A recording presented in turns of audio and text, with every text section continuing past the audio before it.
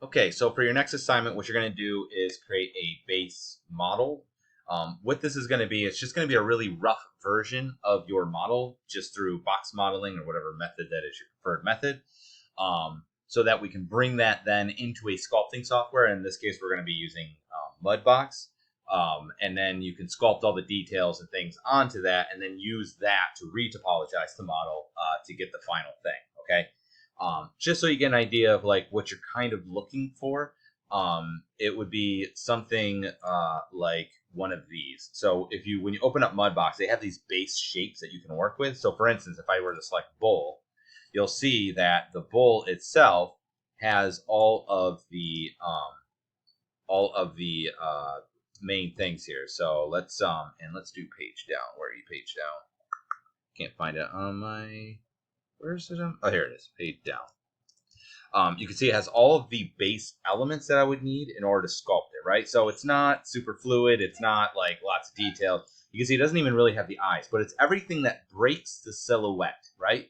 So if it's something that if you were colored all in black and you had just a silhouette to work from, if it would break the positive and negative space of the image, then that way you know that it is what you want to add. Okay, so don't mind that dog. I hate that dog. He hates me too. So let's do a new scene. I'm not going to save, just so you can see some other ones, right? So human body, you kind of get the idea there. But let's say we're going to do some sort of reptile, right? Again, has the tail, has the arms, has the fingers and stuff. Now, if this had like big wings, right, we'd have to put those. Anything that was, or if its head was longer, or if it had like one of those like, whatever those frilly things on the dorsal side, that sort of thing, we would put those elements in there. So that's what I'm looking for. I don't want you to get it super detailed. If you look, you can see that this guy is, they're just cubes, right? It's just four-sided for the appendages. So for instance, like I made this thing for like my son or whatever, just for fun. It's just this like weird looking horse guy.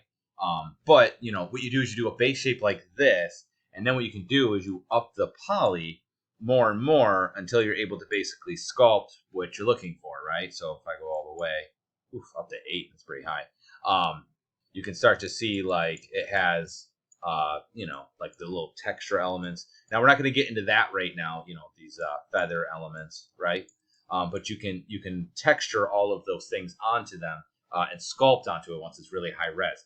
But what I'm looking for is just for you to get real base thing. And actually, even this isn't the best example, because if you look, my topology is good in this because I was actually using this. Because see how all the edges flow and go around. I'm not looking for that at this point. I'm just looking for you to make the shape. So make the topology however you need to in order for it to support the sculpting. But I'm not looking for it to have proper topology because we're going to throw it away anyway. But you can see this preview of the silhouette. That's what I'm looking for, so that it represents what you see there, okay? Just so you can see where we're going to end up. So I'm going to be doing this guy. This is what I'm doing in the tutorial. You can see it is this guy here, right? So it's a basic human. I want to do a basic human because that way it's sort of generic and everybody can kind of do it. I'm going to do, it's not a very good drawing, obviously. I'm going to be doing Logan from Wolverine. I'll do a better job once I actually, start doing it. But if we look at the geometry, you see, right, real basic, but it has all the elements. He's basically just a nude figure for the most part. It has all the elements I need in order to sculpt onto this. So it has the most basic stuff that you would require. Okay, that's what I'm looking for. Now, obviously I did a human. You don't have to do a human. You could do, it also doesn't have to be necessarily realistic. If you want to do cartoony, you can, but it should be, high quality. But it you could do a creature, you could do an animal. I would do something that is believable, right? Something that has weight and gravitas. Something that you can picture, and you can picture being animated and moved and things, right?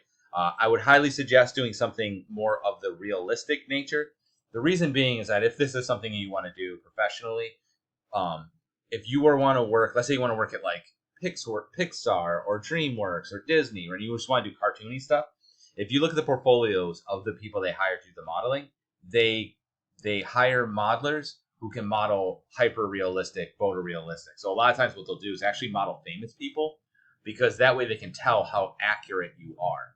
And you might be like, well, if you're going to be doing cartoony stuff, why would you do that? Because if you can model, like if I can model Hugh Jackman and make it look exactly like him, I can obviously model a goat or a rabbit, right? And especially a cartoony one. But it lets them know, like, to what extent the fidelity of my work is, how skilled I am. So you're much better off, even if that, don't get me wrong, you can do those elements as well, and it's especially a good thing to kind of show off your character design skills. Include those in your portfolio. But you also want to include things that are hyper realistic, because that shows them how good you are, like to what extent you can create. Okay. So anyway, I'm going to be doing something like this, but it's totally open to you. You are going to have to rig this, so just be prepared for that. Okay. So what I'm going to do is, you'll see me. I'm just going to model this guy. It's just basic box modeling, and that's where it's like a really long video. So I have one video. It's like an hour long. So I apologize for that. And it's just me doing the basic modeling. And then I have like a shorter, like 5-minute video, and I'm just kind of fleshing it out. But this is where you're going to more or less end up, is I just need to have all the elements that break the silhouette. Okay. Hopefully that makes sense. If you feel like you're particularly skilled at modeling, you can kind of just go on it, although you might find some tips. Because I know a lot of different hotkeys and things like that make things a little bit faster. Might be a little bit more advanced. I do move pretty fast in the video, even though I know it is an hour long. Because my assumption is that you already know how to model, because you would have already taken previous classes. Yeah, so hopefully that makes sense. I look forward to seeing what you guys make.